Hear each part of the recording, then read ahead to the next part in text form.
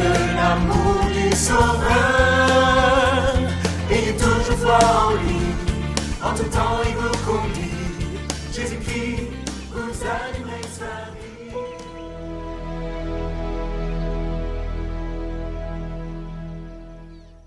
Lecture du livre du prophète Isaïe. Cherchez le Seigneur tant qu'il se laisse trouver, invoquez-le tant qu'il est proche. Que le méchant abandonne son chemin et l'homme perfide ses pensées.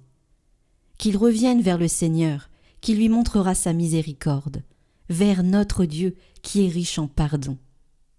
Car mes pensées ne sont pas vos pensées, et vos chemins ne sont pas mes chemins. Oracle du Seigneur. Autant le ciel est élevé au-dessus de la terre, autant mes chemins sont élevés au-dessus de vos chemins, et mes pensées au-dessus de vos pensées.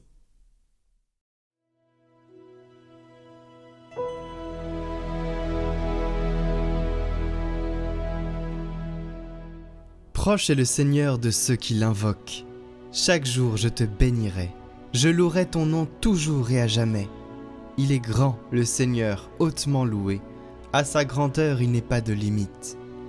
Le Seigneur est tendresse et pitié, lent à la colère et plein d'amour. La bonté du Seigneur est pour tous, sa tendresse pour toutes ses œuvres. Le Seigneur est juste en toutes ses voies, fidèle en tout ce qu'il fait. Il est proche de tous ceux qui l'invoquent, en vérité. Proche est le Seigneur de ceux qui l'invoquent.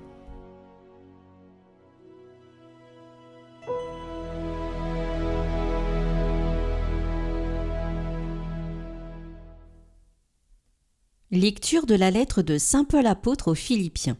Frères, soit que je vive, soit que je meure, le Christ sera glorifié dans mon corps.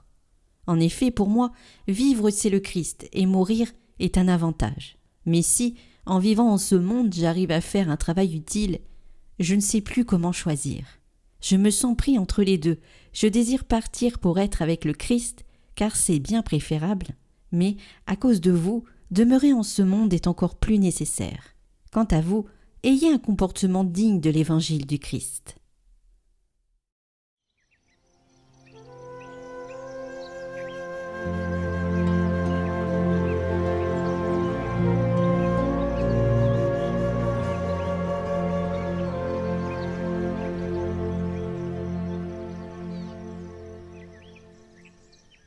Évangile de Jésus-Christ selon saint Matthieu. En ce temps-là, Jésus disait à ses disciples cette parabole. Le royaume des cieux est comparable au maître d'un domaine qui sortit dès le matin afin d'embaucher des ouvriers pour sa vigne. Il se mit d'accord avec eux sur le salaire de la journée. 1 denier, c'est-à-dire une pièce d'argent, et il les envoya à sa vigne. Sorti vers 9 heures, il en vit d'autres qui étaient là, sur la place sans rien faire. Et à cela il dit : « Allez à ma vigne, vous aussi, et je vous donnerai ce qui est juste. » Ils y allèrent. Il sortit de nouveau vers midi, puis vers 3 heures, et fit de même. Vers 5 heures, il sortit encore, en trouva d'autres qui étaient là et leur dit : « Pourquoi êtes-vous restés là, toute la journée sans rien faire ? » Ils lui répondirent : « Parce que personne ne nous a embauchés. » Il leur dit : « Allez à ma vigne, vous aussi. » Le soir venu, le maître de la vigne dit à son intendant : « Appelle les ouvriers et distribue le salaire, en commençant par les derniers pour finir par les premiers. » Ceux qui avaient commencé à 5 heures s'avancèrent et reçurent chacun une pièce d'1 denier. Quand vint le tour des premiers, ils pensaient recevoir davantage, mais ils reçurent eux aussi, chacun une pièce d'1 denier. En la recevant, ils récriminaient contre le maître du domaine. « Ceux-là, les derniers venus, n'ont fait qu'1 heure, et tu les traites à l'égal de nous, qui avons enduré le poids du jour et de la chaleur. » Mais le maître répondit à l'un d'entre eux : « Mon ami, je ne suis pas injuste envers toi. N'as-tu pas été d'accord avec moi pour 1 denier ? Prends ce qui te revient et va-t'en. Je veux donner au dernier venu autant qu'à toi. N'ai-je pas le droit de faire ce que je veux de mes biens ? Ou alors ton regard est-il mauvais parce que moi, je suis bon?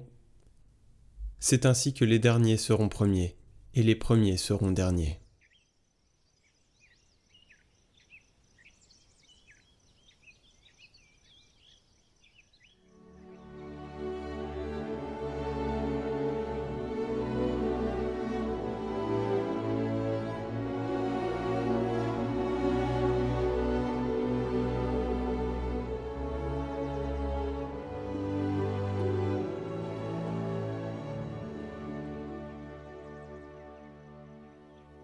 Le royaume des cieux est comparable au maître d'un domaine qui sortit dès le matin afin d'embaucher des ouvriers pour sa vigne. Frères et sœurs, ce maître du domaine sort à 5 reprises pour embaucher des ouvriers pour sa vigne. Au petit jour, à 9 heures, à midi, à 3 heures et enfin à 5 heures. À chaque fois, il trouve devant lui des personnes désœuvrées et les envoie travailler à sa vigne. C'est ainsi que certains ont travaillé 12 heures, soit une journée entière accroupis au pied des ceps de vigne. Et nous pouvons vraiment imaginer le travail éreintant que cela peut représenter.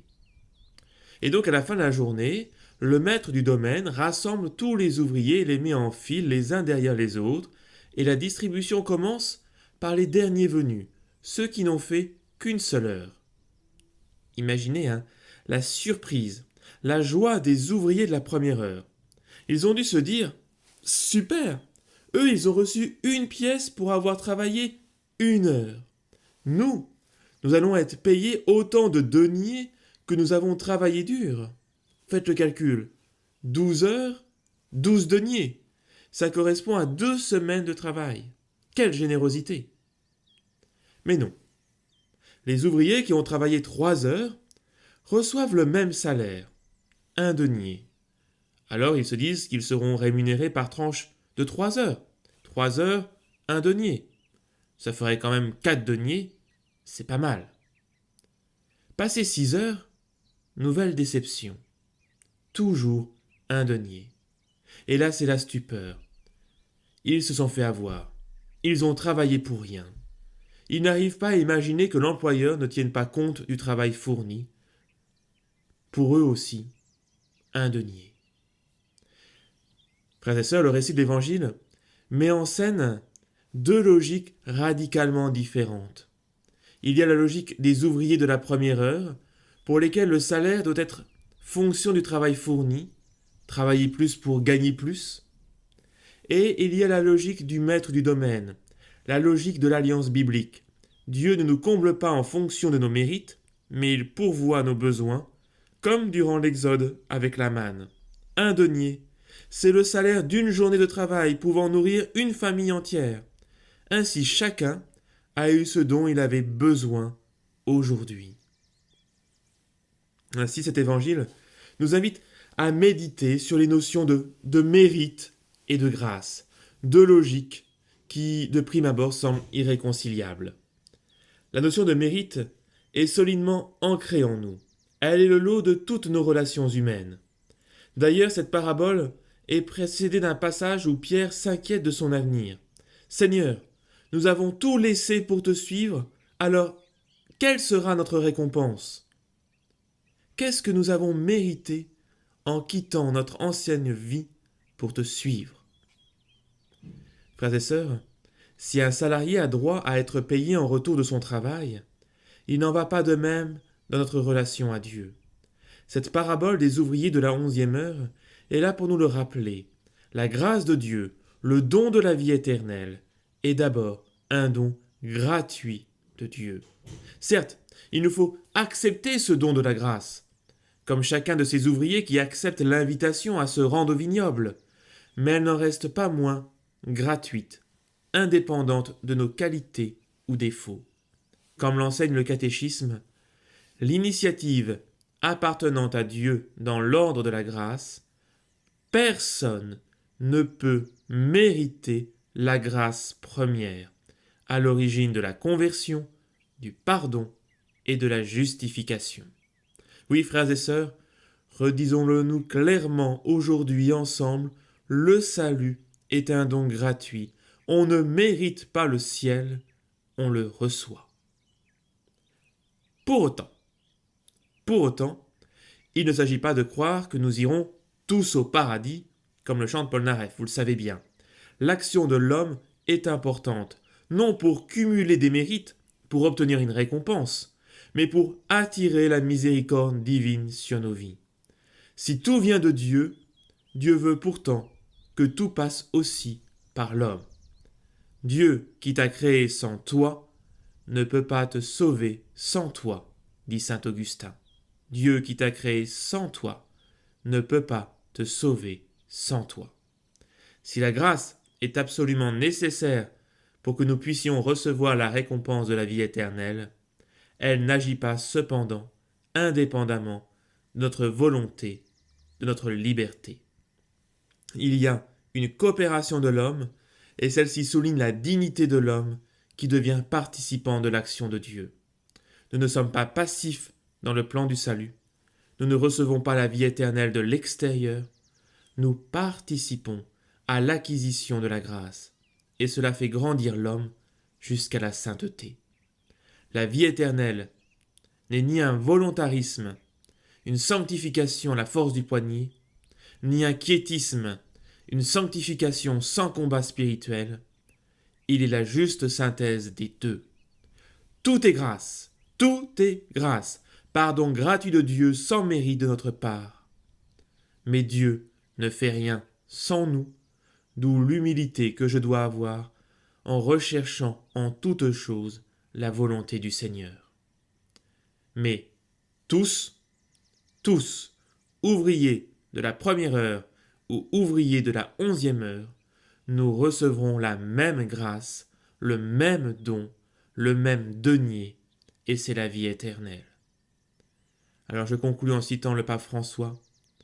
Si nous voulons être prêts pour la rencontre finale avec le Seigneur, nous devons coopérer avec lui dès maintenant. Frères et sœurs, que nos cœurs s'ouvrent à la miséricorde du Seigneur et nous transforment en vivants reflets du Seigneur. Amen.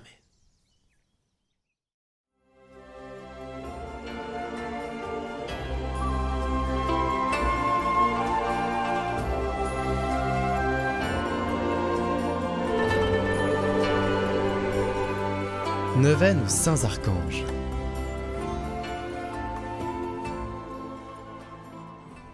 Au nom du Père, du Fils et du Saint-Esprit. Amen. Je confesse à Dieu Tout-Puissant, je reconnais devant mes frères que j'ai péché, en pensée, en parole, par action et par omission. Oui, j'ai vraiment péché. C'est pourquoi je supplie la Vierge Marie, les anges et tous les saints, et vous aussi mes frères, de prier pour moi le Seigneur notre Dieu. Que Dieu Tout-Puissant nous fasse miséricorde, qu'il nous pardonne nos péchés et nous conduise à la vie éternelle. Amen.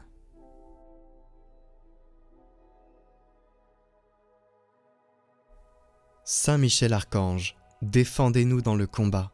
Soyez notre secours contre la malice et les embûches du démon. Que Dieu lui fasse sentir son empire. Nous vous en supplions. Et vous, prince de la milice céleste, repoussez en enfer par la force divine Satan et les autres esprits mauvais qui rôdent dans le monde en vue de perdre les âmes. Amen.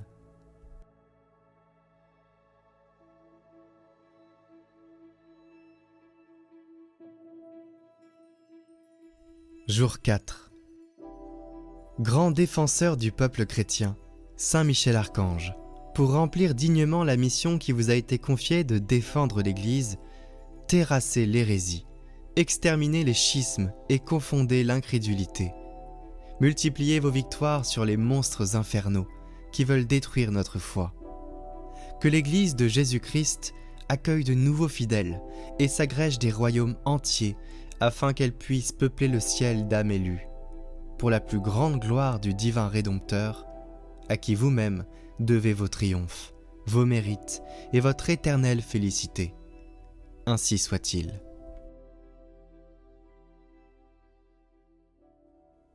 Seigneur, nous te confions nos intentions.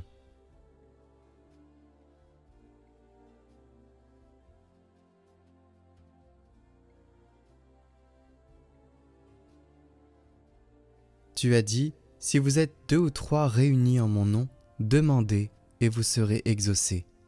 Alors en présence des anges que tu nous as permis de connaître, nous te prions pour nos intentions, avec la prière que tu nous as enseignée, afin que tes serviteurs les déposent devant les marches de ton trône.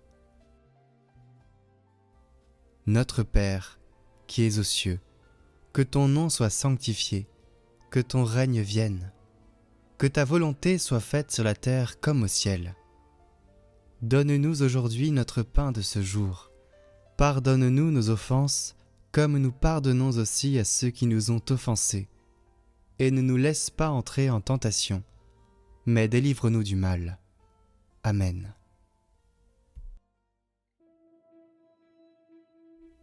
Glorieux Saint Michel, prince de la milice céleste, protecteur de l'Église universelle, défendez-nous contre tous nos ennemis visibles et invisibles, et ne permettez pas que nous tombions jamais sous leur cruelle tyrannie.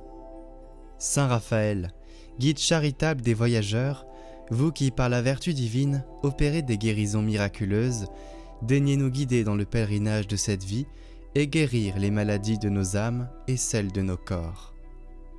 Saint Gabriel, vous qui êtes appelé à juste titre la force de Dieu, puisque vous avez été choisi pour annoncer à Marie le mystère où le Tout-Puissant a déployé la force de son bras, faites-nous connaître les trésors renfermés dans la personne du Fils de Dieu, et soyez notre protecteur auprès de son auguste mère. Saint Michel Archange, priez pour nous.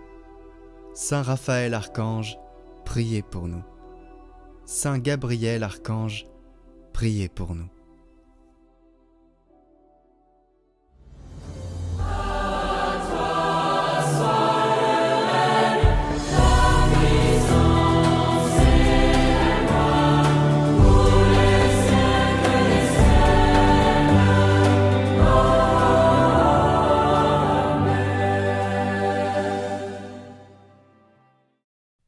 Retrouvez le chant du jour en lien en haut à droite et en description.